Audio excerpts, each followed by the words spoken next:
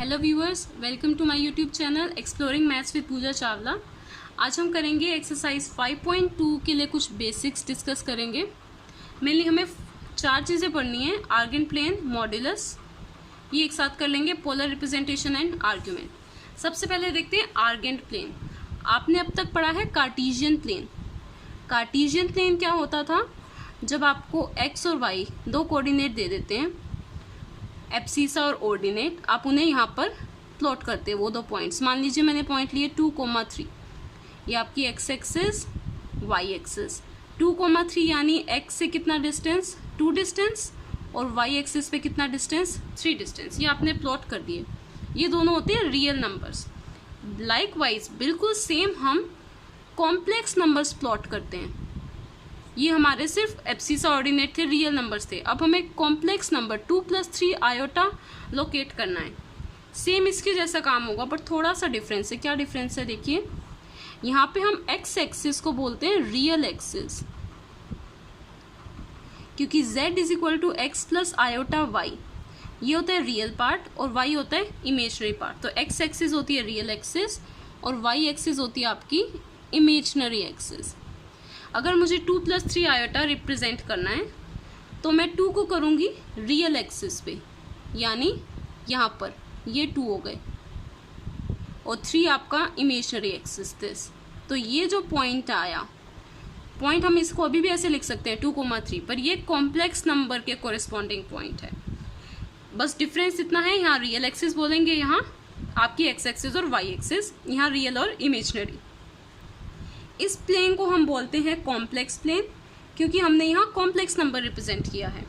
या इसका second name है आर्गेन प्लेन। ये उस मैथमेटिशियन के ऊपर, नेम के ऊपर है जिन्होंने ये प्लेन दिया। आर्गेन उनका नेम था और उन्हीं के नेम से इस प्लेन का नेम बन गया आर्गेन प्लेन। अब हम देखते हैं मॉड्यूलस। मॉड्यूलस क्या होता है? आपको ध्यान हो, हमने सेकेंड चैप्टर में भी स्पेशल फंक्शंस पढ़े थे। मॉड्यूलस फंक्शन, सिग्नम फंक्शन और बहुत सारे फंक्शंस थे, उनमें था एक मॉड्यूलस वर्ड, अगर याद हो तो। अदरवाइज यहाँ देखो, मॉड्यूलस क्या होता है?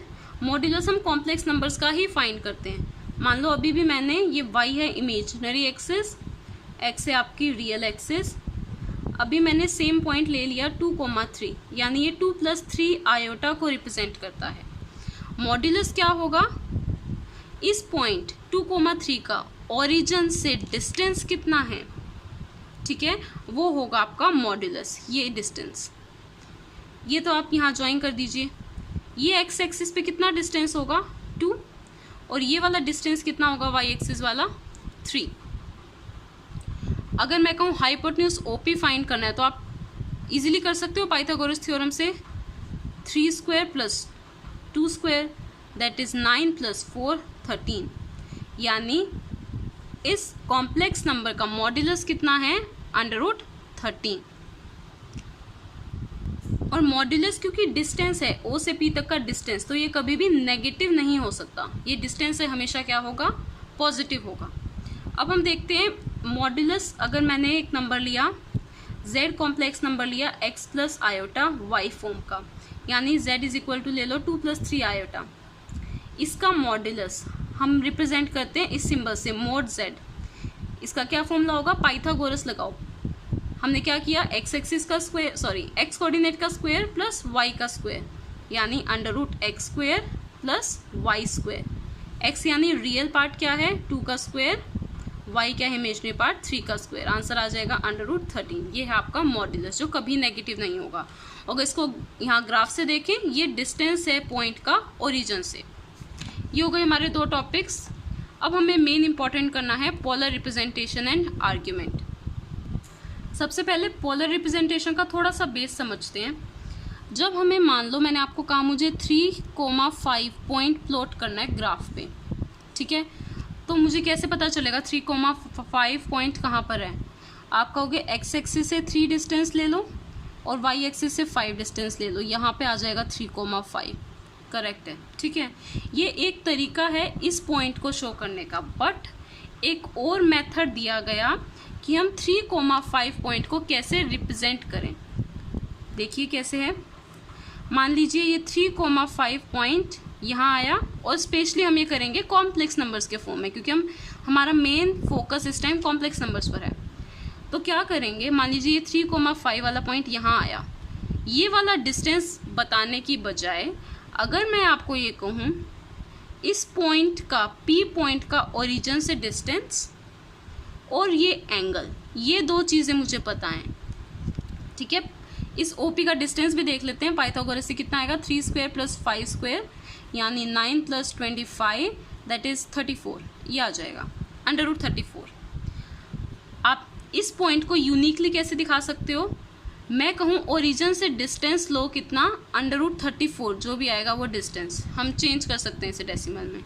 और थीटा, मैं अगर आपको एंगल भी बता दूँ इसका एंगल कितना है, अभी मान लो इसका एंगल 60 डिग्री है, just for sake of convenience मान लिया ये एंगल 60 डिग्री है, तो आप क्या करोगे, एक कोऑर्डिनेट आपने ड्रॉ किए, एक्स एक्सिस और वाई एक्सिस, रियल और इमेजनरी एक्सिस, और मैंने आपको ये दो चीज़ें बताई हैं, उसका ओरिजिन से डिस्टेंस √34 है और उसका एंगल 60 डिग्री है, ठीक है। तो आप D रखोगे यहाँ पर, 60 डिग्री पे आपने यहाँ पे पॉइंट लगा दिया, फिर आप इस लाइन पे देखोगे √34 का डिस्टेंस, ठीक है। √36 आपको पता है 6 होता है, तो ये √34 6 से थोड़ा कम होगा, मान लो 5.8, तो 5.8 डिस्टेंस आपने यहाँ पे मार्क कर दिया P पॉइंट, तो ये जो आपको पॉइंट मिलेगा 35, ठीक है, यूनिक, आपको यूनिकली पता चलेगा, आप किसी और पॉइंट को नहीं कह सकते ये 3,5 है, सिर्फ यही पॉइंट होगा 3,5।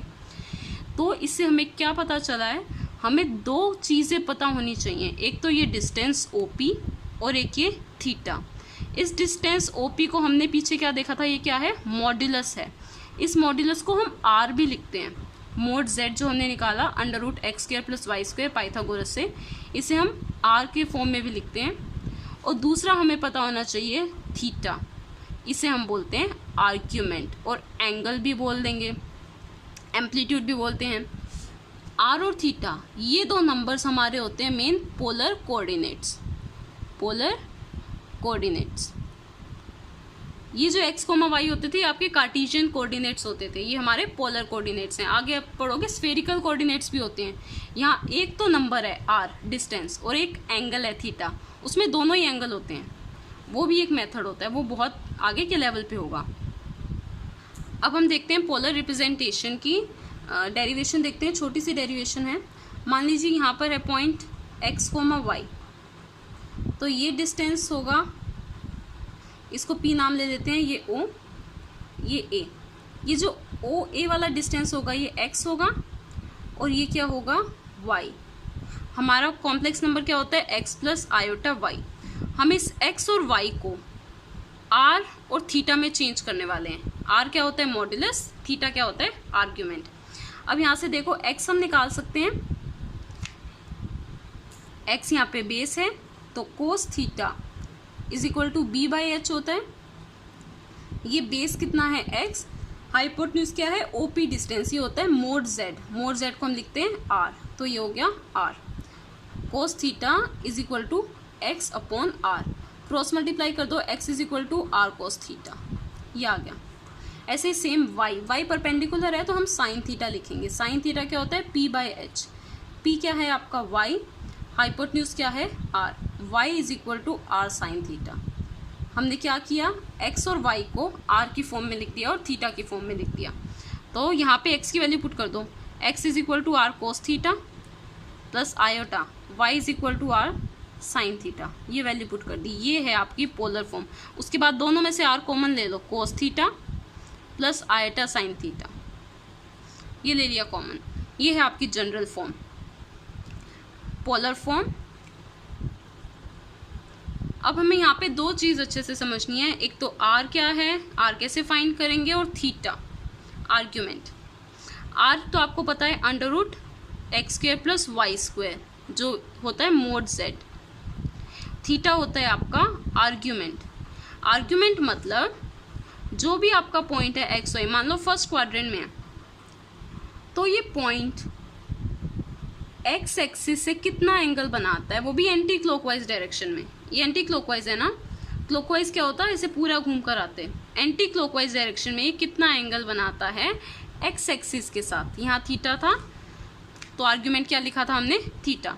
अगर ये सेकेंड क्वाड्रेंट में, सेकेंड क्वाड्रेंट में क्या होगा, x नेगेटिव y पॉजिटिव यहाँ पर, तो ये कितना एंगल बनाता है? Is it clear? देखिए जो आपका पॉइंट है वो किसी भी क्वाड्रेंट में हो सकता है, first quadrant, second quadrant, third quadrant and fourth quadrant. First quadrant में है तो एंटी क्लॉकवाइज आप ऐसे बनाओगे थीटा, अगर सेकंड क्वाड्रेंट में है तो ये एंगल होगा, और थर्ड क्वाड्रेंट में है तो ये, और फोर्थ में है तो पूरा। तो यानी हमने 0 से 2π पूरा ले लिया। ये है आपका आर्ग्यूमेंट। बट हम यहाँ बात करेंगे प्रिंसिपल आर्ग्यूमेंट की। प्रिंसिपल आर्ग्यूमेंट, प्रिंसिपल आर्ग्यूमेंट क्या होता है? कोई भी ऐसा इंटरवल जिसकी लेंथ 2π हो, जैसे 0 से 2π, इसकी लेंथ कितनी है? 2π माइनस 0 करके देख लो, इसकी लेंथ है 2π। पर कन्वीनियंस के लिए हम कौन सा लेते हैं जो हर जगह यूज़ किया जाता है, -π से π वाला इंटरवल। इसकी लेंथ भी कितनी है? पाई माइनस π करके देखो, अपर माइनस लोअर, यहाँ से आ जाएगा 2π, यानी इसकी लेंथ भी है 2π। हम क्या लेंगे प्रिंसिपल आर्ग्यूमेंट के लिए?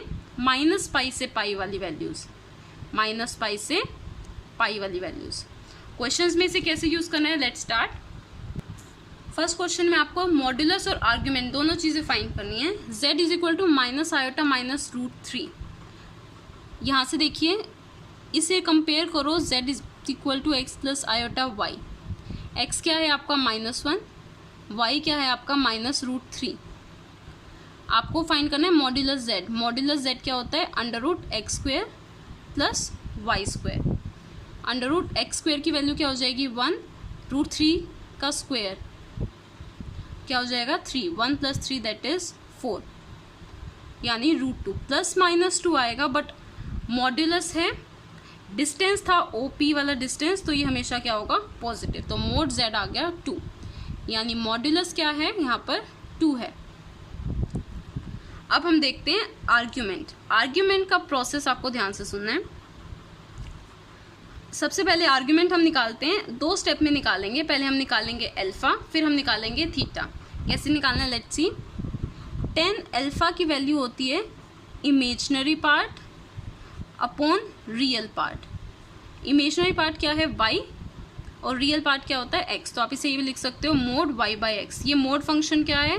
हमने पहले भी पढ़ा था, मोड में नेगेटिव नंबर्स पॉजिटिव हो जाते हैं। -5 मोड यानी +5, और जो पॉजिटिव नंबर हैं वो तो रहते ही सेम है, और 0 भी हमेशा सेम 0 ही रहता है। अब यहाँ से हम देखते हैं tan अल्फा कितना आया है। tan अल्फा इमेजिनरी पार्ट कितना है? -√3, रियल पार्ट कितना है? 1। क्या हो गया ये? मोड से बाहर आकर √3/1 यानी √3। tan alpha is equal to √3 आ गया आपका। तो यहाँ से अल्फा क्या आया, यानी tan कितने डिग्री पे √3 होता है? आपको पता है 60 डिग्री पे √3 होता है। 60 डिग्री यानी π/3। तो अल्फा इज इक्वल टू π/3। ये आया आपका अल्फा। ये था आपका स्टेप 1 टू फाइंड अल्फा। ठीक है, सिंपल इस फॉर्मूले से आपने अल्फा फाइंड किया। स्टेप 2 है आपका थीटा निकालना, जो कि होता है आपका आर्ग्यूमेंट। अब इसके लिए क्या करना है? इसके लिए आपको क्वाड्रेंट चेक करने हैं। ये जो पॉइंट है -1 -√3 आयोटा, x भी नेगेटिव है, y भी नेगेटिव है। कौन से क्वाड्रेंट में दोनों नेगेटिव होते हैं? फर्स्ट क्वाड्रेंट में तो दोनों पॉजिटिव होते हैं, सेकेंड क्वाड्रेंट में x एक्सिस में यहाँ पे तो नेगेटिव होता है, और y क्या होता है? पॉजिटिव। थर्ड क्वाड्रेंट में दोनों नेगेटिव होते हैं, और फोर्थ क्वाड्रेंट में पॉजिटिव नेगेटिव होता है। अब यहाँ देखो, x और y दोनों नेगेटिव है। कौन से क्वाड्रेंट में है दोनों नेगेटिव? थर्ड क्वाड्रेंट में। इसका एक रूल है, अगर ये दोनों फर्स्ट क्वाड्रेंट में आते हैं तो थीटा अल्फा के ही इक्वल होता है, ये जो हमने अल्फा निकाला है। अगर सेकंड क्वाड्रेंट में आते हैं तो थीटा इक्वल होता है पाई माइनस अल्फा के। पाई माइनस अल्फा क्यों? ये 0 डिग्री, ये 90 डिग्री, ये 180 डिग्री यानी पाई, तो ये पाई से कम वैल्यू है, पाई माइनस अल्फा। अगर थर्ड क्वाड्रेंट में आता है, थर्ड क्वाड्रेंट में क्या होता है? Minus of pi minus alpha, यानी इस पूरे का नेगेटिव। और अगर फोर्थ क्वाड्रेंट में आता है तो इस अल्फा का नेगेटिव, यानी माइनस अल्फा। ये हम नेगेटिव क्यों कर रहे हैं? हम एक तरह से मिरर इमेज चेक कर रहे हैं। यहाँ देखो, अगर यहाँ पे पॉइंट है 1,2, ठीक है, तो नीचे बिल्कुल इसके नीचे इक्वल डिस्टेंस पे क्या पॉइंट होगा? 1,-2। वाई वाले जो पार्ट होता है वो क्या हो जाता है, नेगेटिव हो जाता है। ऐसे ही अगर यहाँ पे पॉइंट है हमारा -2,3, ठीक है, तो बिल्कुल इतने ही डिस्टेंस पे नीचे पॉइंट क्या होगा, नीचे पॉइंट होगा -2,-3। वाई कोऑर्डिनेट देखो क्या हो जाता है, नेगेटिव हो जाता है, यहाँ पे भी नेगेटिव। तो यहाँ हम इसका मिरर इमेज करते हैं नेगेटिव। तो अब देखते हैं हमारा कौन से क्वाड्रेंट में था, दोनों नेगेटिव, -1 -√3 आयोटा, दोनों क्वाड्रेंट यानी नेगेटिव, यानी थर्ड क्वाड्रेंट। थर्ड क्वाड्रेंट में हम क्या लिखेंगे, theta is equal to -pi minus alpha. तो theta is equal to -pi minus alpha कितना आया था, π/3। एलसीएम लेंगे तो क्या हो जाएगा, -3π माइनस पाई 2π/3। तो आर्ग्यूमेंट क्या हो गया, -2π/3। This is the argument. एक और क्वेश्चन देखते हैं। अब बेसिक हो गया है क्लियर, तो नेक्स्ट क्वेश्चन इजीली होंगे। नेक्स्ट क्वेश्चन है 3 + आयोटा। आपको मॉड्यूलस फाइंड करना है और आर्ग्यूमेंट फाइंड करना है। इसको कंपेयर करो, z = x + iota y। x कितना है, √3, y कितना है, 1। मोड z = मॉड्यूलस क्या होता है, √x² + y²। यहाँ से करेंगे √3 का स्क्वायर प्लस 1 का स्क्वायर। √3 का स्क्वायर क्या हो जाएगा, 3, और 1 का स्क्वायर 1। यहाँ से क्या आ जाएगा, 2। सेम आया, मोड z = 2। अब हमें फाइंड करना है जो थोड़ा सा डिफरेंट होगा, आर्ग्यूमेंट। आर्ग्यूमेंट में क्या 2 स्टेप्स थे। सबसे पहला स्टेप था अल्फा फाइंड करना, और सेकंड स्टेप होगा थीटा फाइंड करना। अल्फा कैसे फाइंड करोगे, फॉर्मूला है tan alpha = mod y/x, imaginary part upon real part. tan alpha = mod y कितना है, √3, x कितना है, 1। तो यानी tan अल्फा = √3, सॉरी उल्टा कर दिया, y is 1 and x is √3। तो tan अल्फा क्या हो जाएगा, 1/√3। ये हो गया। अब आपको ये चेक करना है tan कितने डिग्री पे 1/√3 आता है। 30 डिग्री पे होता है 1/√3, 30 डिग्री यानी π/6। तो अल्फा की वैल्यू क्या आएगी, π/6। फर्स्ट स्टेप हो गया है हमारा। अब सेकंड स्टेप थीटा। थीटा के लिए हमें क्या करना है, क्वाड्रेंट चेक करने हैं। यहाँ से x भी पॉजिटिव है, y भी पॉजिटिव है। कौन से क्वाड्रेंट में होते हैं दोनों पॉजिटिव, फर्स्ट क्वाड्रेंट में। तो यहाँ दोनों पॉजिटिव। यहाँ पे क्या होता है, थीटा = अल्फा के बराबर। यहाँ पे थीटा = -अल्फा। ये याद हो जाएंगे 2-3 क्वेश्चंस में, ये पाई माइनस अल्फा और यहाँ पे -पाई माइनस अल्फा के। फर्स्ट क्वाड्रेंट में थीटा = अल्फा होता है, तो थीटा = अल्फा यानी π/6। तो इसको एक लिखने का स्टैंडर्ड फॉर्मूला है, आर्ग्यूमेंट ऑफ z हम ऐसे लिखेंगे π/6। थर्ड क्वेश्चन है आपका कन्वर्ट इन पोलर फॉर्म। सबसे पहले 2-3 बातें ध्यान रखो। पोलर फॉर्म कैसी होती है, ये जो नॉर्मल फॉर्म होती है वो होती है z = x + iota y। Mode z की वैल्यू हमें पता है √x² + y² होती है, ये सेकेंड पॉइंट। थर्ड पॉइंट हम अल्फा कैसे निकालते हैं, tan alpha = mod y/x। Fourth step से हमने निकाला थीटा। थीटा क्या होगा, आप चेक करोगे क्वाड्रेंट। ये हमने अब तक 4 स्टेप पढ़े हैं पिछले क्वेश्चन में। ये सारा काम करना है हमें, बस एक चीज़ एक्स्ट्रा करनी है, पोलर फॉर्म। पोलर फॉर्म क्या होती है, z = r cos theta + iota sin theta. याद हो हमने ये डेरिवेशन में अच्छे से किया था, r cos theta + iota sin theta. तो ये होती है आपको पोलर फॉर्म। जो आप मॉड्यूलस निकालते हो इसका नाम होता है r। आप r की वैल्यू निकाल चुके हो, थीटा आप निकाल चुके हो, बस इन दोनों में पुट करना है आपको। सेम क्वेश्चंस हैं, कुछ डिफरेंट नहीं है ऐसा। अब देखो 1 - आयोटा।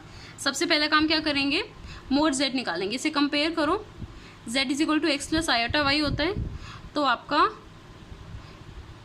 यहाँ पे इसका नेम आप कुछ भी रख सकते हो, a रख लो। तो यहाँ पे चलो मोड z ही रख लो, थोड़ी नोटेशन सेम हो जाएगी। √x² + y² यानी 1 + 1²। x भी 1 है, y भी -1 है, तो -1 का स्क्वायर 1 आ जाएगा। ये क्या आ गया, √2। मोड z आपका क्या आया, √2। ये स्टेप कंप्लीट। अब क्या करना है, अल्फा वाला काम। tan अल्फा क्या फॉर्मूला है, mod y by x. y देख लो कितना है, -1, x कितना है 1। मोड में मैंने कहा था माइनस भी प्लस हो जाता है, 1 अपॉन 1 यानी 1। क्या आ गया, tan alpha is equal to 1। कौन से एंगल पे tan 1 होता है, 45 डिग्री होता है, तो alpha is equal to 45 degree. 45 degree को हम लिखते हैं π/4। अल्फा की वैल्यू आ गई π/4। ये स्टेप भी हमने कर दिया। अब नेक्स्ट क्या करना है, थीटा निकालना है। थीटा की कैसे आएगी वैल्यू, क्वाड्रेंट चेक करोगे। क्वाड्रेंट, x पॉजिटिव है, y नेगेटिव है, x पॉजिटिव y नेगेटिव, कौन से क्वाड्रेंट में आएगा, यहाँ पर हो गया x तो पॉजिटिव और y negative. x positive y negative आया हमारा फोर्थ क्वाड्रेंट में। फोर्थ क्वाड्रेंट में क्या था, यहाँ था theta is equal to alpha, यहाँ था theta is equal to minus alpha. तो theta is equal to minus alpha क्या हो जाएगा, -π/4। बस अब आपको इस फॉर्म में पुट करना है। पोलर फॉर्म लिखोगे प्रॉपर। पोलर फॉर्म आपकी क्या होती है, z is equal to r cos theta plus iota sine theta. तो z is equal to r की वैल्यू क्या आई है, ये मोड z ही r है आपका, this is equal to r modulus. ये आया आपका √2 कोस थीटा कितना आया, -π/4 प्लस आयोटा साइन कितना आया है, -π/4। ये तो हो गया आपका आंसर पोलर फॉर्म। एक छोटी सी चीज़ चेक करने के लिए बता रही हूँ, अगर यहाँ पे आप π/4 की वैल्यू डालो, z इज इक्वल टू √2 तो है, कोस माइनस थीटा क्या होता है, कोस थीटा, ठीक है। तो यानी कोस -π/4 किसके इक्वल होगा, कोस π/4, 45 डिग्री। कोस 45 डिग्री कितना होता है, 1/√2। बीच में साइन है plus iota, sine minus theta क्या होता है, माइनस साइन थीटा। साइन π/4 की वैल्यू 1/√2। इसे ज़रा सोल्व करें, √2 अंदर मल्टीप्लाई कर दो, √2 से √2 कैंसिल हो जाएगा 1, माइनस अंदर भी √2 से √2 कैंसिल हो जाएगा 1 आयोटा, यानी 1 माइनस आयोटा। यही आपकी गिवन फॉर्म थी। इसे आप सोल्व करोगे, आपका गिवन फॉर्म आ जाएगी। दैट मीन्स आपने करेक्ट किया है। अब देखते हैं नेक्स्ट क्वेश्चन। क्वेश्चन 4 है आपका, -1 + 4 आयोटा। हमने 4-5 स्टेप्स लिखे थे। सबसे पहला काम होगा, ये तो आपको मिल जाएगा x + आयोटा y फॉर्म का। सेकेंड वर्क होगा मोड z यानी r निकालना। क्या फॉर्मूला है, √x² + y²। थर्ड आपको करना है अल्फा फाइंड, tan अल्फा किसके इक्वल होता है, मोड y बाय x के। उसके बाद आपको थीटा निकालना है, कैसे, क्वाड्रेंट चेक करके, और फिर उसको आपको पोलर फॉर्म में लिखना है। पोलर फॉर्म क्या होती है, z is equal to r cos theta plus iota sine theta, ठीक है। तो इसके लिए ये सारा काम करेंगे, हर क्वेश्चन में यही करना है। 4-5 स्टेप्स हैं, ये तो स्टेप भी नहीं है, बस ऐसे ही हमने कंपेयर करने के लिए लिख दिया। z is equal to x plus iota y होता है, यहाँ से कंपेयर करेंगे, x क्या है -1 और y क्या है 1। मोड z √x² + y², यहाँ पे x कितना है -1 का स्क्वायर, y कितना है 1 का स्क्वायर, तो आंसर आ जाएगा √2। सेम मोड z आ गया √2, पिछले क्वेश्चन जैसा ऑलमोस्ट सेम रहेगा। सेकेंड स्टेप होगा आपका अल्फा फाइंड करना, tan अल्फा।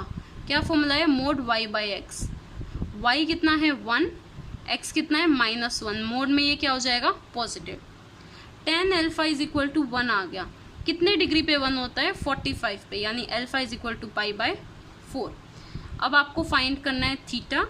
ये हमने फर्स्ट स्टेप कर दिया, ये सेकेंड स्टेप हो गया, ये थर्ड, और ये अब फोर्थ कर रहे हैं थीटा। थीटा के लिए क्या चेक करना है, quadrant, x negative y positive. कौन से क्वाड्रेंट में होता है, यहाँ पे होता है x नेगेटिव, नहीं sir, x negative and y positive, यहाँ दोनों नेगेटिव होते हैं। x negative y positive second quadrant. कैसे लिखते हैं, यहाँ पे थीटा इज इक्वल टू π-अल्फा होता है, और यहाँ पे इसका नेगेटिव यानी -π-अल्फा होता है। एक ऐसा क्वेश्चन भी करेंगे जो थर्ड क्वाड्रेंट में हो, तो यहाँ हो गया π-अल्फा। तो थीटा इज इक्वल टू π-अल्फा। π-अल्फा कितना है, π/4, ठीक है। तो ये क्या बन गया, 4 - 1 3 π/4 थीटा की वैल्यू। अब हमें सिर्फ इसमें पुट करना है, क्या होती है standard form, z is equal to r cos theta plus iota sine theta. R क्या है आपका √2 कॉस थीटा की वैल्यू कितनी आई है 3π/4 plus iota sine 3π/4 and your question is finished. Now look at the next question. Question number 5 में दोनों ही नेगेटिव हैं।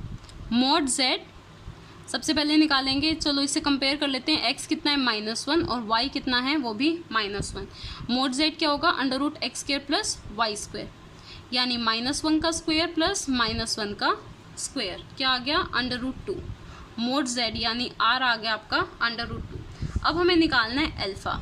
tan अल्फा क्या होता है मोड y/x। y कितना है -1, x कितना है -1, क्या आ जाएंगे दोनों 1। अब हमें निकालना है थीटा जो थोड़ा सा डिफरेंट है। थीटा हम कैसे चेक करेंगे क्वाड्रेंट से। आपका कौन सा क्वाड्रेंट है दोनों नेगेटिव, यानी ये वाला क्वाड्रेंट। इसमें क्या होता है -π माइनस अल्फा। जो सेकेंड क्वाड्रेंट में है उस पे होल नेगेटिव लगाना है, यानी -π माइनस अल्फा। तो theta is equal to -π minus alpha कितना आया था हमने यहाँ निकाला नहीं 45 डिग्री, यानी π/4। तो पाई माइनस π/4 माइनस क्या आ जाएगा 3π/4, ओवरऑल क्या आ जाएगा -3π/4। इसे हम स्टैंडर्ड फॉर्म में पुट कर देंगे। स्टैंडर्ड फॉर्म क्या है आपकी mod z is equal to r cos theta plus iota sine theta. तो r हो गया √2 cos थीटा यानी cos -3π/4 प्लस आयटा साइन -3π/4। अब देखते हैं नेक्स्ट क्वेश्चन -3। देखने से लग रहा है कॉम्प्लेक्स नंबर भी नहीं है, पर ये कॉम्प्लेक्स नंबर है क्योंकि हम इसे लिख सकते हैं -3 + 0 आयोटा। अगर आप इसे आर्गेंट प्लेन पे कॉम्प्लेक्स प्लेन पे रिप्रेजेंट करो, x की वैल्यू -3 y की वैल्यू 0, तो ये यहाँ पर आएगा पॉइंट।